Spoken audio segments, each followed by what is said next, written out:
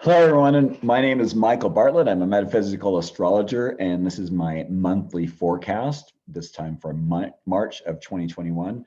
This is my short, condensed version. I have a longer version that I do for my Patreon clients. Please feel free to visit my website at coremichael.com for more information.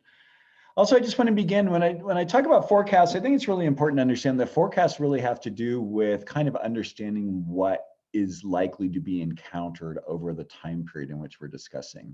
So just as like when you go on a trip somewhere and you would take a map, like if you're going on a road trip, or you would take travel manuals and things if you're going on a plane, which, hardly anyone's doing that right now, of course. But it's the same thing when it comes to astrology. It's kind of like getting to know what sort of energies and experiences and things that are kind of going to be happening in the road ahead for all of us collectively and individually. So first of all, I want to thank Christine Cianci, who did the beautiful artwork for us for Astro Theater. These are the figures, astrological figures dressed in the clothes of the sign on the stages in the houses in which they are, or the signs actually in a sense too, of course. So here, one of the first things that's going to be happening here in March, is going to be happening tomorrow on Wednesday, the 3rd of March. Actually, I think it's actually happening tonight, depending on where you are, of course, on the planet. These times vary a little bit, but we have Mars in the restful sign of Taurus, where he's been enjoying himself for some time, just kind of taking it easy and kind of like seeing what kind of resources he has available and what he can do with things. And now he's getting ready to move into his more active role of stepping into Gemini, where there's more things to do.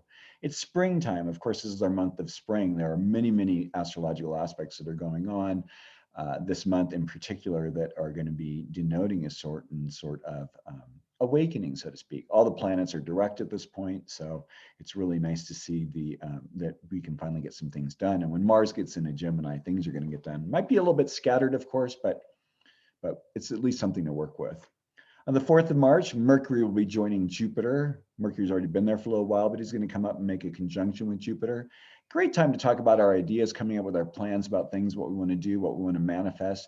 If you have like a website or you are doing any kind of social media, these are times that are really great to kind of get out there and communicate what your goals are, what you're thinking about. These energies are already, kind of obviously in going on right now, as they are here on the 2nd of March as well. On the 10th of March, we have the sun joining Neptune in Pisces. Very wonderful time for being aware of what our feelings are, what's going on, maybe taking it easy a little bit. The 10th of the month is let me see, I got to check this out. The 10th of the month is a Wednesday. So it's in the middle of the week. What can you do to kind of give yourself a little bit of time? Maybe plug in your favorite movie, or do a little drawing or painting or doodling, but kind of allowing your creative sense, allowing that part of you that isn't necessarily grounded in the everyday reality to kind of have a little bit self-expression. Be a good thing on that day. On the 13th, we have a new moon. New moon is when we have the sun and moon conjunct one another. This is going to be in the sign of Pisces, of course. So this is a new cycle. We also have Venus and Jupiter conjunct in there as well. So the 13th, again, is going to continue on that theme of, sensitivity. Moon dark or new moon periods tend to be those times when we need to not be doing anything, not be engaged. It's a time of being fallow, a time of letting things be. It's not really a time of doing. So on the 13th, find some ways to just kind of to chill out a little bit. Maybe, again, watch your favorite movie, do some artwork, walk on the ocean, by near water if you're able to, take a nice long soak if you're able, those sorts of things that are really good and nurturing. Eat a good meal, good healthy food. On the 15th of March, Mercury leaves the sign of Aquarius and makes his appearance in Pisces. I don't know about you, but whenever I see Mercury in Pisces, I always consider the ways in which nature, spirit, things that are basically non-physical form speak to us and let us know of their experience. There might be something in our consciousness that's kind of coming forward that needs to be brought into our awareness. This is a great time for these things to come forward and for us to feel into what it is, express what our feelings are, to move our feelings, to do something with them. And of course, Sun is there as well in Pisces, but it's going to be changing on the 20th, right? The 20th is the spring equinox, leaves the Sun leaves the sign of Pisces, does a little astrological clock renewal. We go from the last sign in the zodiac to the first sign in the zodiac, from from Pisces to Aries. Spin that wheel around like this Wheel of Fortune. By the way, March 20th also is International Astrology Day, the spring equinox.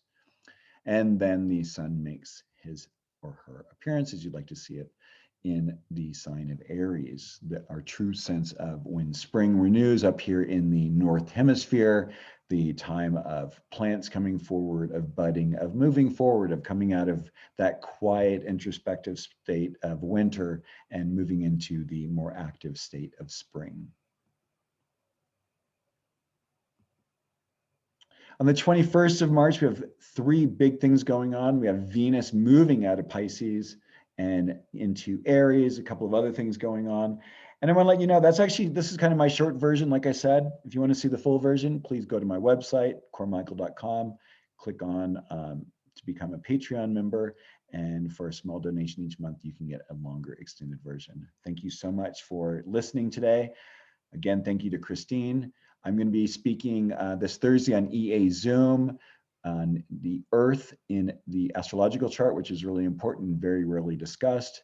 Then in May, I'm doing Astrological for Healing with Sarah Christensen and a group of 4 other astrologers who are making a difference in their communities and on the planet. We hope you'll enjoy joining us with that. And also helping with teaching classes for Stormy Grace's new free astrology university on YouTube. If you have any questions about any of these things or want to schedule a reading, please feel free to contact me. Thank you so much for giving me this opportunity to talk to you today, and wishing you all the best in everything you do. Thank you and have a great day.